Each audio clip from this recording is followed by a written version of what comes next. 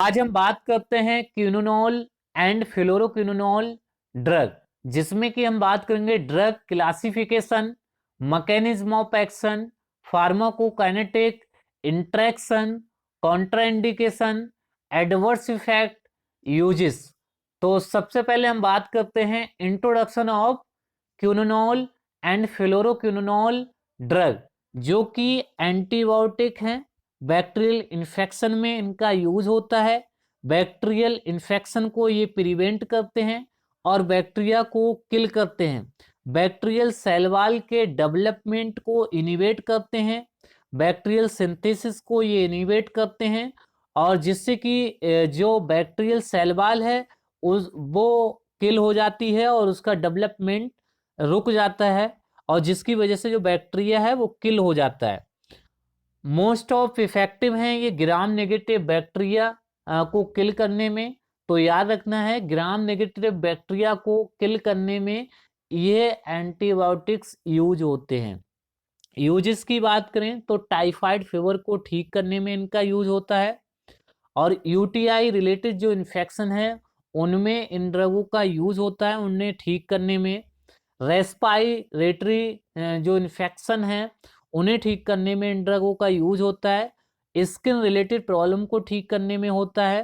Conjunctivitis को ठीक करने में इन ड्रगों का यूज होता है। इसमें ये देखा गया है जो आंखें वो लाल हो जाती हैं और वाटरी फ्लूइड डिस्चार्ज होता है from I.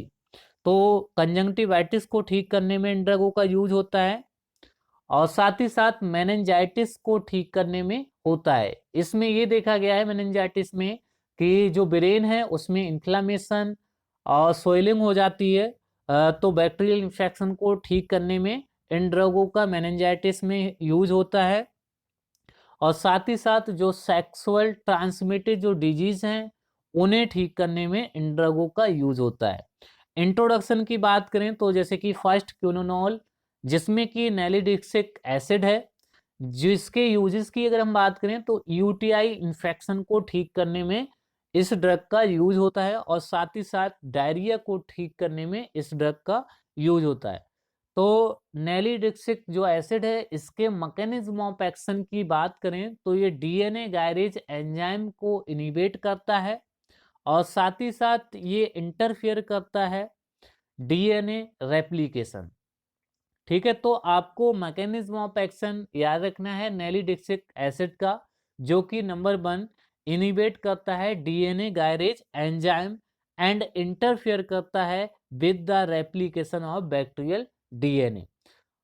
Most of effective हैं ये drug gram negative bacteria. Gram negative bacteria को किल करने में ये ड्रग इफेक्टिव हैं, like E coli bacteria, Enterobacterium, Salmonella, Shigella. Adverse effect की बात करें तो इनके जो एडवर्स इफेक्ट हैं जीआईटी से रिलेटेड होते हैं, और फिर सेंट्रल नर्वस सिस्टम से रिलेटेड होते हैं, and skin. Classification of drug, जिसमें कि अगर फर्स्ट जनरेशन फ्लोरोक्विनोनॉल ड्रग की अगर हम बात करें, जिसमें कि नॉरफ्लोक्सासिन, ओफ्लोक्सासिन एंड सिप्रोफ्लोक्सासिन। तो आपको याद रखना है फर्स्ट जनरेशन जो फ्लोरोक्विनोनॉल जो ड्रग हैं, जिसमें कि norfloxacin, ofloxacin and ciprofloxacin. Second generation fluoroquinolone drug की अगर हम बात करें तो इसमें लीवोफ्लोक्सासिन एंड मॉक्सीफ्लोक्सासिन। तो आपको याद रखना है second generation levofloxacin and moxifloxacin. Mechanism of action की अगर हम बात करें तो जो फ्लोरोक्विनोनॉल्स जो ड्रग हैं वो डीएनए सिंथेसिस को इनिवेट करते हैं, और डीएनए गायरेज एंजाइम को इनिवेट करते हैं, और जिसकी वजह से जो डीएनए जो रेप्लिकेशन होता है वो इनिवेट हो जाता है। ठीक है, तो याद रखना है बैक्टीरियल डीएनए सिंथेसिस को इनिवेट करते हैं ये ड्रग, और साथ ही साथ डीएनए गायरेज एंजाइम को इनिवेट करते हैं, और जिसकी वजह से क्या होता है बैक्टीरियल डीएनए रेप्लिकेशन नहीं होता है, और इनिवेट करते हैं synthesis of bacterial mRNA and DNA replication. तो आपको याद रखना है इसके मैकेनिज्म ऑफ एक्शन में inhibit bacterial DNA synthesis and DNA gyrase enzyme and blocking DNA replication in gram-negative bacteria and inhibits synthesis of bacterial mRNA and DNA replication। तो याद रखना है ये जो इफेक्टिव हैं वो ग्राम नेगेटिव बैक्टीरिया को किल करने में इन ड्रगों का यूज होता है। फार्माकोकाइनेटिक की अगर हम बात करें तो जो फ्लोरोक्विनोनॉल्स जो ड्रग हैं जिसमें कि सिप्रोफ्लॉक्सासिन सिप्रोफ्लॉक्सासिन ड्रग को हम आईवी से भी दे सकते हैं, ओरली दे सकते हैं, टॉपिकल रूट से भी दे सकते हैं।